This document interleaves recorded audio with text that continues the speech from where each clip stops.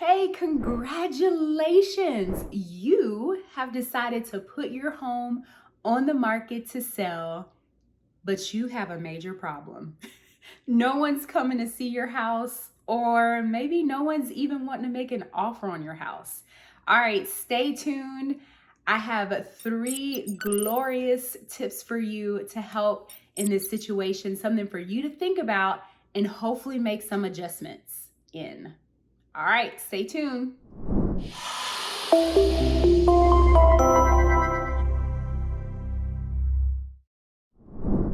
Hey everyone, this is Kira Banks. I am a realtor with the Banks Team Advisors. I am so excited that you landed here on this video.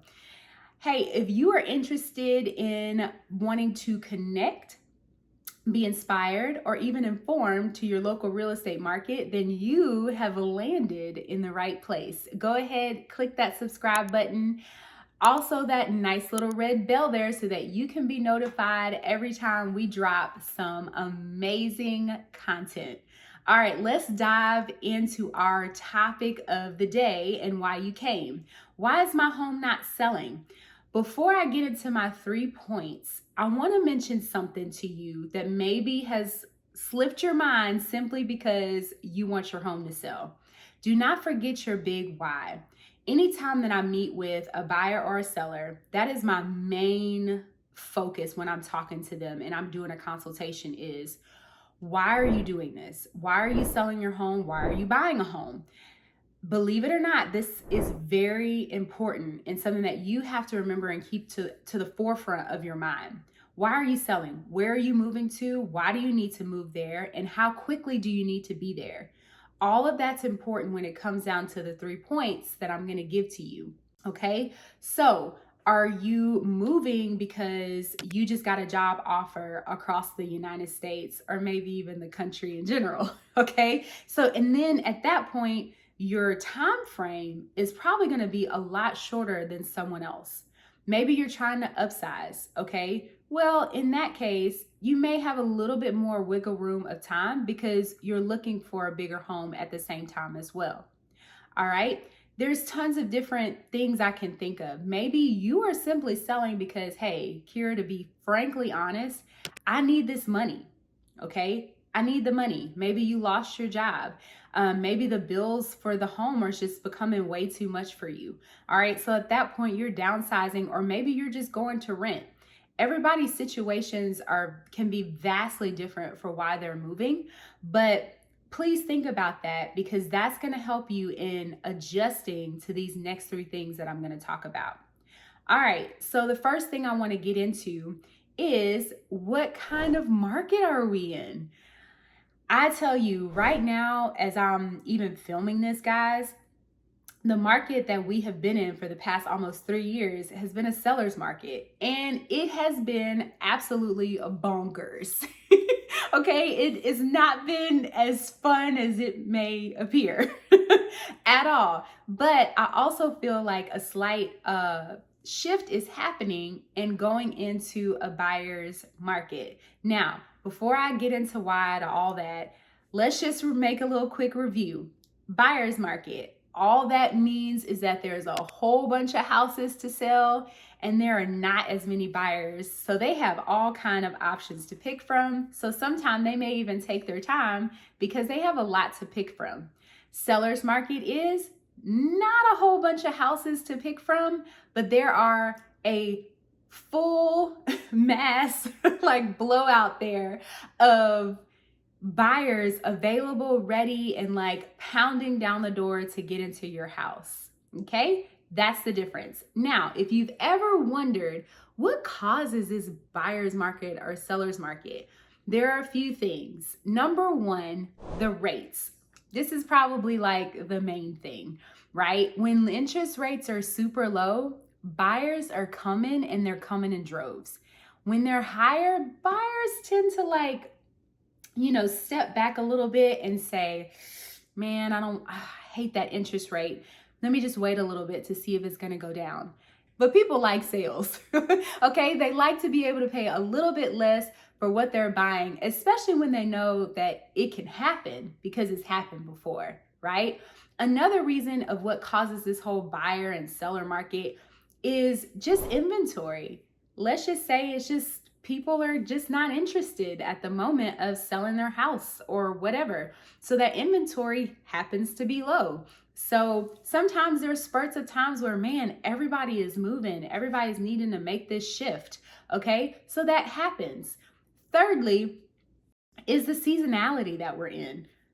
I use this because let's just say it's around Christmas or, it's the winter time, and that's when you're deciding that you are ready to sell your house. All right. You may not have as many people during that time as you will in the summertime because people are thinking, great, I need to move because I want to make sure I get my kids in school by August. And this is also a good time because everybody's free and, vacationing and all that fun stuff. So there's a little bit of info for you.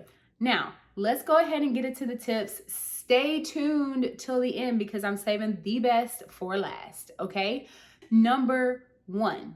Now, another reason why your house may not be selling or getting an offer is because of the condition of the house. Y'all, please remember that when you are putting your house up for sale, us as professional realtors, we are going to bring out our photographer, right? And you want that home to look very, very close, if not exactly like what those pictures look like. You do not know how many times I've heard a buyer look at me and say, oh my gosh, this looks nothing like the pictures. All right, so please, you want your home to look like the pictures, guys. Don't freak them out when they come in. So that condition is very important. That buyer wants to feel like, man, this is totally worth what I'm about to pay. Okay? So if the condition does not match the price, then we have a major problem. Okay?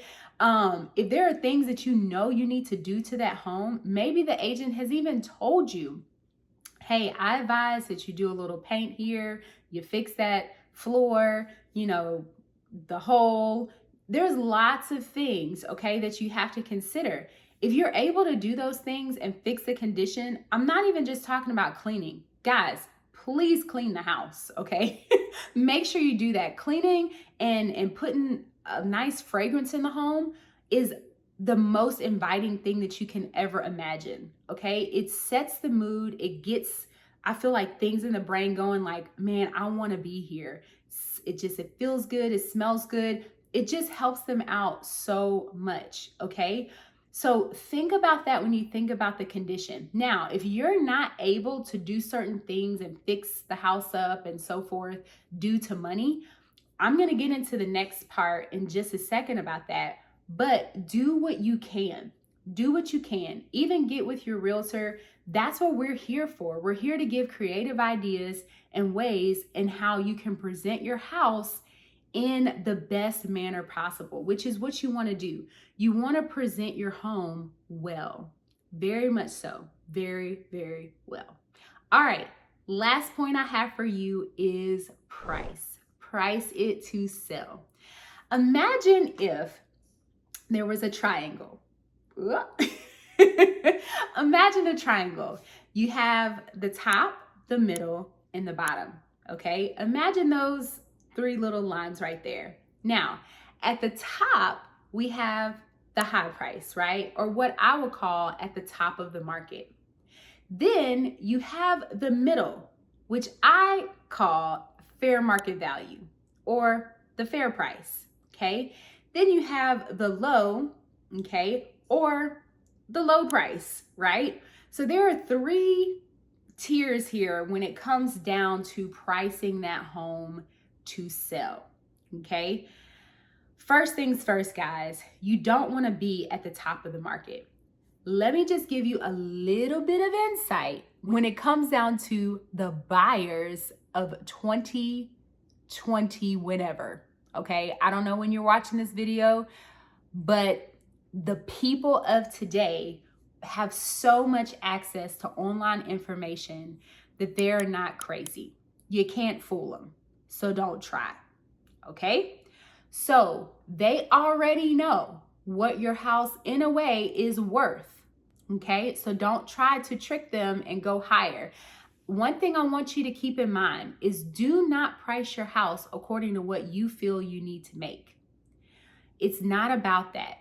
There's another video I have about it's not emotional, it's the market. Like, please understand that it has nothing to do with what you need to make, but what's actually happening in the market. The market is the market. We don't predict it. We have the what we would call the past history or the past sales of things going on. That's where we take it from, not our opinion. All right. So if we are thinking about the top of the market, when you go that high, you're going to force your price to come down because people don't want to pay that. So then you're going to have to come down to the fair market price anyway. So fair market is where people know, they're like, you know what, this is totally fair for this house. That's what they'll say. They're like, no, I think it's priced well. Then you have low market. You may not want to go too low because then people start to wonder, well, what's wrong with this house? Everything else is priced at this amount. Why is this so low? What's wrong with it? Okay. Please know, you don't want to be a foreclosure, right? Or a short sale.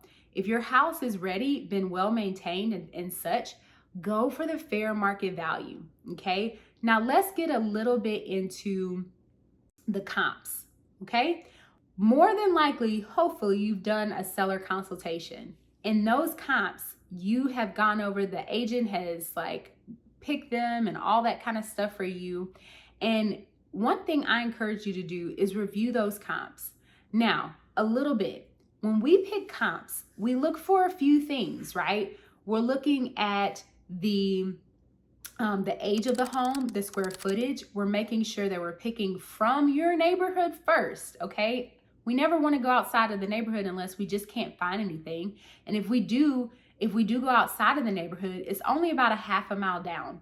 So let's just say you saw somebody sell their house about a mile down. We're not going to do that one first unless we just cannot find anything, okay? So we're looking at the conditions and the similarities, the age of the home, like I'm saying, the similarities of the home, all of that, square footage, room count, all of that is taking into account as we're getting the price of that home, okay? Or as we're coming up with a range, which usually is probably what happens. Let's just say we say, well, you know what? I think that you could list your home somewhere between 320 and 340, okay? That may seem like a big gap, but there's reasons behind that. That's why I say, seller, please review those comps as well. Look at them, ask your agents question. Now, please remember, don't ask your agent a question with an aggressiveness.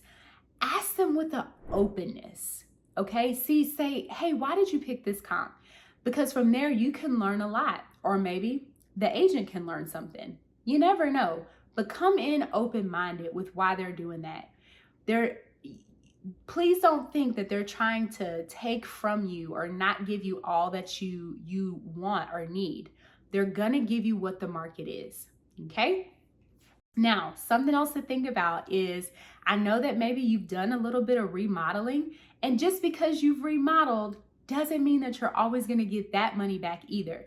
A remodeling magazine stated that usually you will get about 60% back of what you actually put into that. So if you remodeled your home and you spent $10,000, okay, 60% of that is what, 6,000? Hope I did that right. So you may get that amount back in the value added to the price. Okay, just a little help for you there.